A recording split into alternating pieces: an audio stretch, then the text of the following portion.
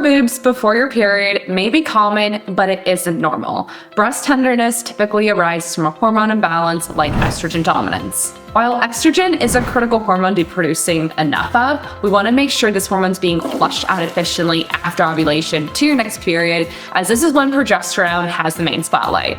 Progesterone is the dominant hormone here that rises about 13 to 15 days before your next period and helps keep you calm and PMS free.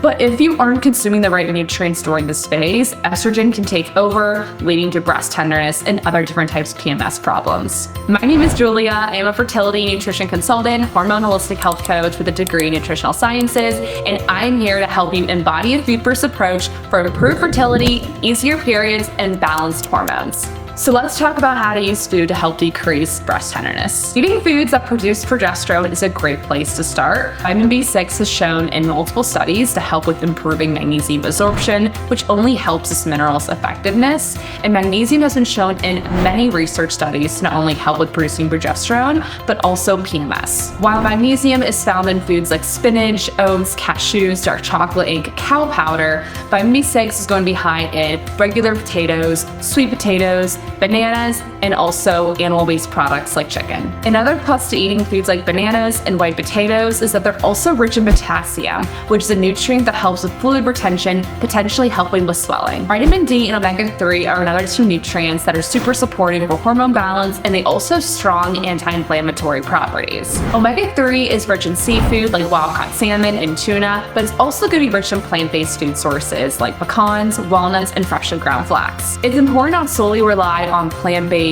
omega-3 rich foods, as these are the ALA form, which is less bioavailable than the DHA and EPA forms found in animal-based omega-3 rich foods. Vitamin D is found in a variety of animal-based foods like egg yolks, sardines, and also wild-caught salmon. Vitamin E is another nutrient that has been shown to help reduce oxidative stress, produce progesterone, and help with reducing cyclical breast tenderness, according to research. Vitamin E is rich in almonds, sesame seeds, avocado, and olive oil, but this nutrient's specifically high in sunflower seeds. Sesame and sunflower seeds also just so happen to be rich in vitamin B6 as well, which makes these two seeds crucial to consume from ovulation to your next period, which is when breast tenderness is the most common. Next is using food to support estrogen detox. Lignans are compounds that are found in many plant-based foods that support estrogen metabolism. Lignans are found in oats, sesame seeds, and are the most concentrated in flax seeds. Cruciferous veggies like arugula, kale, and Brussels sprouts all contain DIM,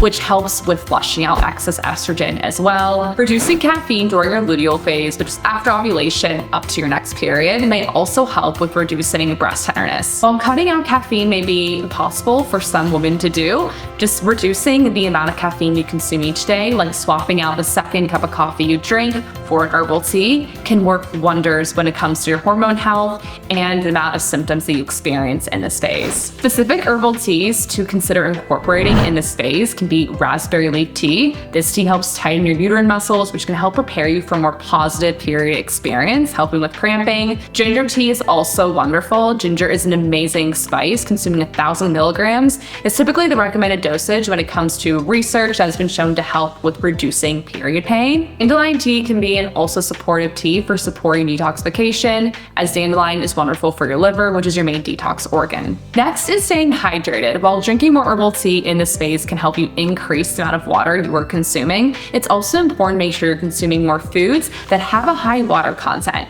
like celery, cucumbers, citrus, melons, pineapples. These all have a high water content that can help with reducing swelling. Drinking half your body weight in ounces is a great rule of thumb to make sure you're drinking enough water every single day. While for some people this can be a very easy task, some people may feel like this is extremely daunting and they don't know how to get more water in. Making sure you always have a water bottle on you is a game changer. Maybe in the beginning, setting timers on your phone can also help you just remember to take breaks to drink more water. Movement is going to be your bestie when it comes to getting rid of breast tenderness or just preventing it from happening in the first place. Let me just remind you, this does not mean that you're supposed to go out and do a bunch of jumping jacks, do more HIIT workouts, and go run. I think we all have done this when we have had breast tenderness in the past, and it does not feel good. And it's also not really supportive for your hormone balance anyway, especially in your luteal phase. So here are some easy ways to get more movement in every single day. Always go for low-impact workouts when in doubt. So think yoga, Pilates, Legree, even just going on a walk outside or going on a hike.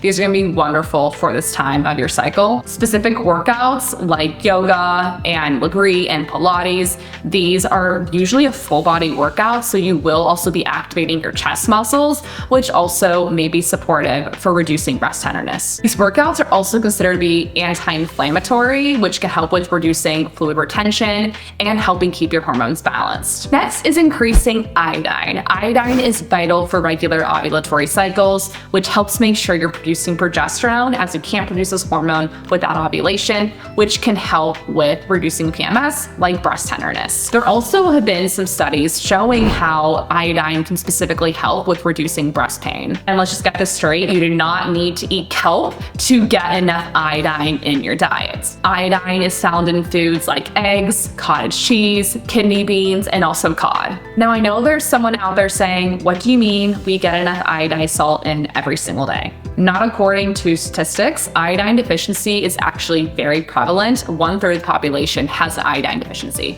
Now, I'm sure many of you who are watching this video probably already made changes to your health in the past and most likely are consuming unrefined Celtic sea salt or Himalayan sea salt because they're a ton of trace minerals, but they are not a good source of iodine. So for a lot of women who are consuming, a diet that doesn't have many processed foods and really focusing on real whole foods using Celtic sea salt and Himalayan sea salt, you're really lacking iodine, as these salts only have 33.8% sodium, and again, the rest being trace minerals. So this can also be a reason why consuming these iodine-rich foods can be really supportive and transformative for your hormone health. If you were interested in learning more on how to use food to help combat period problems, make sure to subscribe to my channel, like this video if you thought it was helpful, and make sure to leave a comment below on what kind of video you would like me to make next. Thank you guys for watching, and see you in the next one.